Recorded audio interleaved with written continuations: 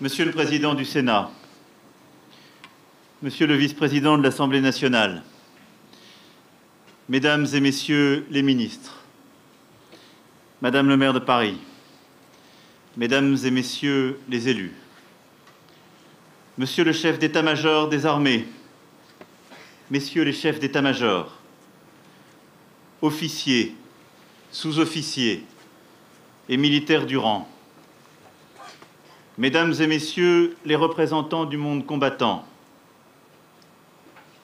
Mesdames et Messieurs, les membres des familles de militaires morts pour la France en opérations extérieures,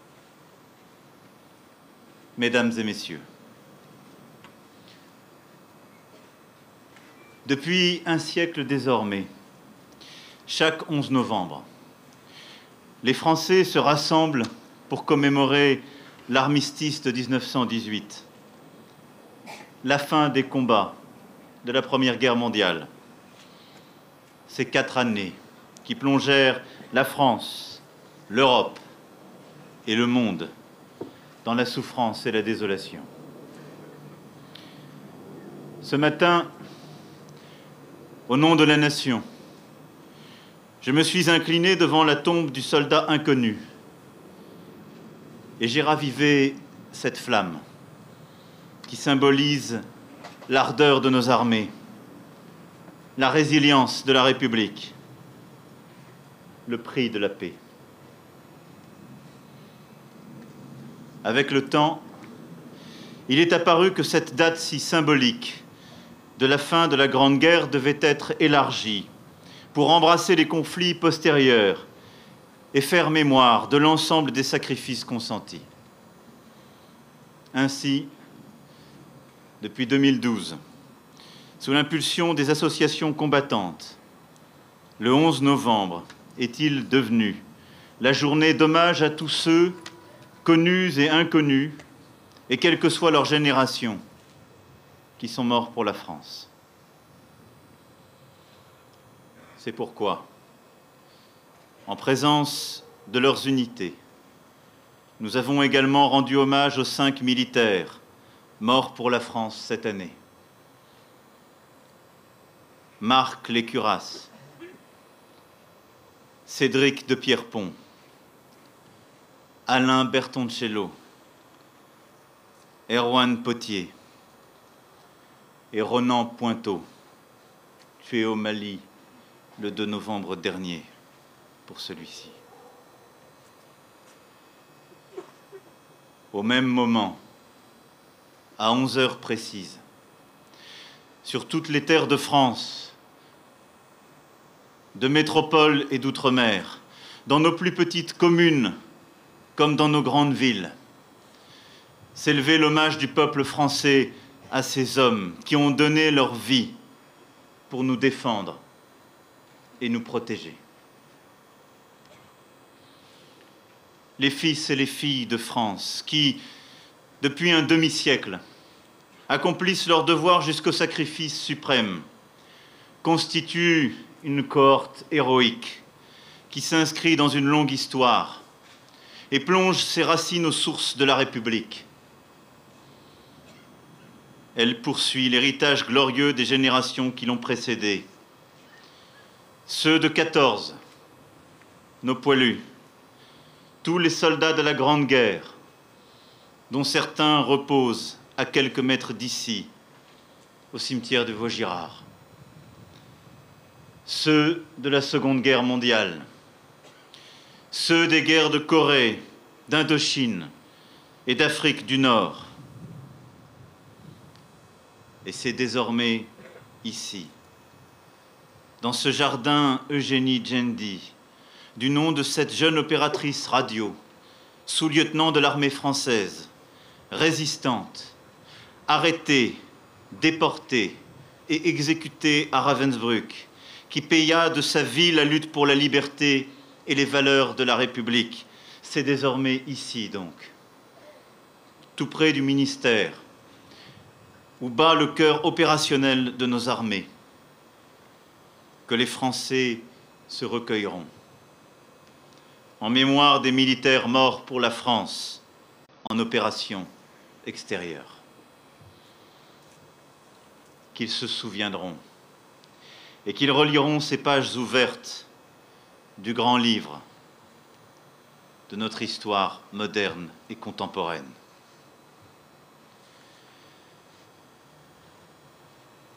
En inaugurant aujourd'hui ce monument, j'achève un projet inspiré par le président Nicolas Sarkozy et poursuivi par le président François Hollande dans cette continuité républicaine qui fait la force de notre nation.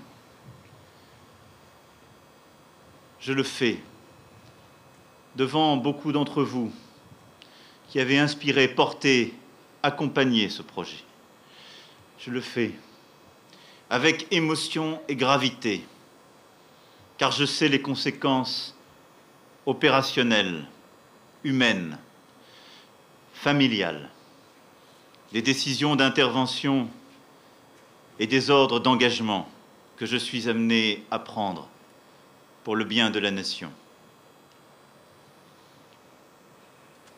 Le chef de l'État vit avec cette part de tragique que renferme en puissance chacune de ses décisions.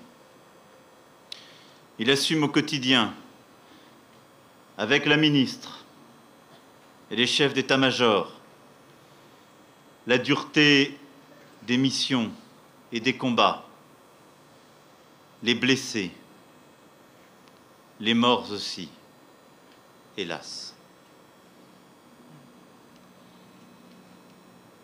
Mais il le faut, pour la défense de nos concitoyens, pour la protection de nos intérêts, pour la stabilité du monde. Et parce qu'il le faut, nous continuerons, aujourd'hui comme hier, demain encore, toujours, à défendre nos valeurs et à combattre nos ennemis. La France ne cessera pas d'exercer ses responsabilités, d'assumer la place singulière qu'elle occupe dans le concert des nations et de porter cette voix qui résonne si puissamment parmi les peuples, parce que, génération après génération, des Français ont consenti à tout sacrifier pour la paix. En me recueillant devant ce mur, un instant, j'ai vu au travers de ces noms défiler tant de vies, tant de destinées, plus de 500, 549 exactement. Chacun a sa propre histoire. Une histoire d'engagement, de dignité, d'honneur. Chacune s'est achevée sur ce sacrifice suprême que reconnaissent ces 4 mots, à la fois si simples, si grands. Mort pour la France. Le plus déchirant requiem de gloire et de douleur. Soldats, marins, aviateurs morts pour la France, vous qui avez participé à écrire l'histoire, nous avons érigé en votre honneur ce monument qui porte votre mémoire. Sur ce mur, dans la pierre, nous avons gravé votre souvenir pour que chaque jour, la nation y lise à la fois le prix de la liberté, le souvenir de l'engagement de ces soldats et des raisons d'espérer. Vous êtes tombés au champ d'honneur sur des théâtres d'opérations extérieures. Partout, vous avez été envoyés pour défendre les intérêts de la France et participer à la résolution des crises. Vous avez hissé haut les couleurs de notre pays. par le don de votre vie.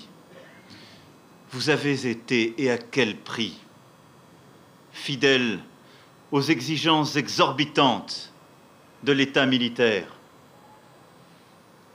L'esprit de sacrifice pouvant aller jusqu'au sacrifice suprême. Du Tchad au Mali, du Liban à l'Irak, des Balkans à la Syrie et au Burkina Faso, vous avez fait honneur à la France, partout, à chaque fois. Ce monument, ce mémorial est le vôtre. Pour nos compatriotes, les opérations militaires peuvent parfois paraître abstraites, parce qu'elles se déroulent au loin, sur terre, en mer, dans les airs. Derrière le sigle OPEX, il y a pourtant l'humain. Des femmes et des hommes, confrontés à l'inconnu, à l'ennemi, au danger, à la peur, confrontés à eux-mêmes, qui se battent pour d'autres femmes et d'autres hommes. Il y a un engagement individuel et collectif de chaque instant, corps et âme. Il y a des familles, des enfants qui vivent avec l'absence et les exigences de la vie militaire. Il y a aussi beaucoup de solidarité dans nos villes et nos villages, et des associations qui œuvrent pour accompagner nos militaires projetés pendant plusieurs mois loin de chez eux. Voilà pourquoi l'œuvre qui rend hommage à nos combattants est réalisée à hauteur d'homme, pour que ces hommes et ces femmes qui se sacrifient pour la France, les Françaises et les Français, les voient tels qu'ils sont. Pour que les soldats inconnus d'hier ne deviennent pas les soldats méconnus d'aujourd'hui. Pour que ces soldats morts, loin de la France, soient au plus près de nous. Voilà pourquoi ils n'ont pour piédestal que le sol de France. Voilà pourquoi l'œuvre est installée au cœur de notre capitale, là où bat la vie de notre pays. C'est ici que leur gloire doit s'enraciner. Ce monument y contribue par son existence même, par sa présence, par sa puissance aussi. Car la force tragique de ce groupe sculpté saisit au cœur. Il convoque les tombeaux des héros militaires de jadis, la double colonne des pleurants d'albâtre qui convoie vers l'éternité les gisants des grands sénéchaux de France, ou les 8 poilus de bronze qui viennent offrir sur leurs épaules le corps du maréchal Foch à la nécropole des Invalides. Mais ici, ce n'est pas vers la pénombre des tombeaux ou des cryptes que se dirige le cortège. Il se dresse dans la lumière de la France, dans la brise d'un jardin, sous la chaleur des regards et des mémoires. Au milieu de cette vie qui continue, dans le mouvement de marche de ces soldats d'airain, l'absence du cercueil n'en est que plus bouleversante. Le mort, ici, est l'absent, l'éternel, l'irremplaçable. Le vide qu'il laisse, le manque qu'il crée, est la plus lourde des charges. Les 6 épaules de nos soldats suffisent à peine à le soutenir. Chère famille, vous êtes ici tous l'un de ces compagnons ployant sous la douleur de l'absence, mais redressé par la fierté et l'honneur. Votre dignité, votre courage forcent notre admiration. La République sait la difficulté de ce parcours. Elle vous doit le soutien. Elle apportera le soutien. La perte d'un être cher est irréparable. Et rien ne peut tarir le chagrin d'une mère, d'un père, d'un conjoint, d'une fille, d'un fils, d'un frère, d'une sœur. Mais celui qui meurt pour la France ne meurt pas en vain. Celui qui tombe au champ d'honneur ne tombe jamais pour rien. Sa vie donnée, ce sont des vies protégées, des vies sauvées. Sa vie donnée ne sera pas oubliée. Jamais. Nos morts vivront tant qu'il y aura des vivants pour penser à eux, leurs proches, leurs frères d'armes, leurs chefs les portent en eux.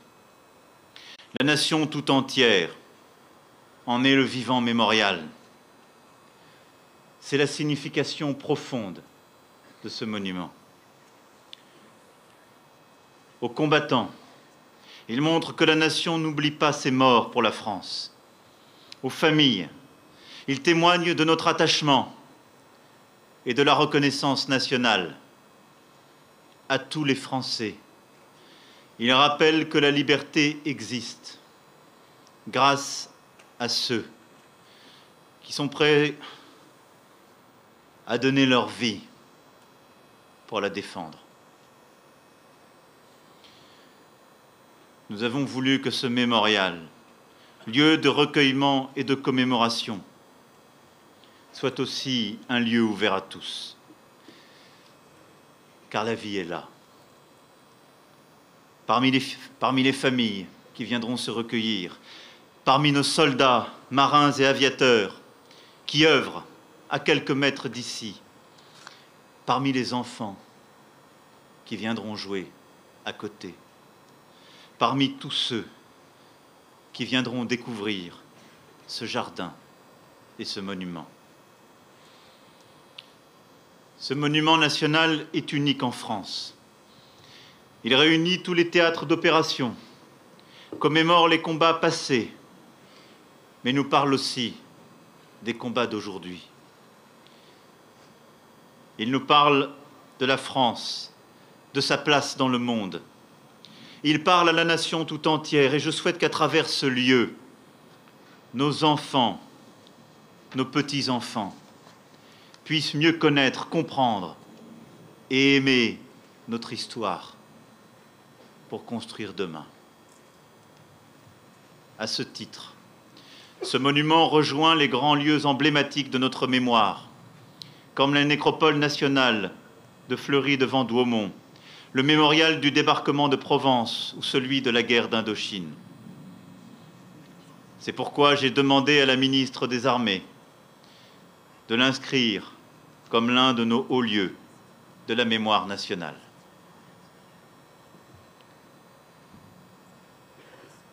Soldats, marins, aviateurs, lorsque vous avez embrassé l'état militaire, vous avez fait le choix de la nation. Vous avez épousé sa cause et noué avec elle un pacte indéfectible. En choisissant d'être les délégués de tout un peuple pour sa défense, vous avez donné à votre existence un horizon infiniment plus grand que vous. Vous lui avez donné les dimensions d'un pays, l'envergure d'un peuple. Vous avez accepté les sujétions et le danger, votre noblesse, votre héroïsme sont là, dans ce dépassement et ce consentement. Ce dépassement de soi-même et ce consentement au combat, à la mort que l'on donne et que l'on peut recevoir. Vous acceptez de donner votre vie pour que d'autres vivent. Je salue ici tous vos camarades blessés qui ont versé leur sang, qui portent dans leur chair et dans leur âme les stigmates douloureux de leur engagement. Nous continuerons à les accompagner, toujours. J'adresse aussi mes plus vives salutations et ma reconnaissance à tous ceux qui, en ce moment même, sont déployés partout où nos intérêts le commandent. Dans les plaines immenses et arides du Sahel, d'Afrique ou du Levant, sur les mers et dans les abysses des océans, vous êtes à la fois nos sentinelles et notre bouclier. Soyez-en remerciés. Mesdames et messieurs, en inaugurant ce mémorial, la France remplit une dette d'honneur. À nos morts pour la France en opérations extérieures, la nation est infiniment reconnaissante. Vive la République, vive la France.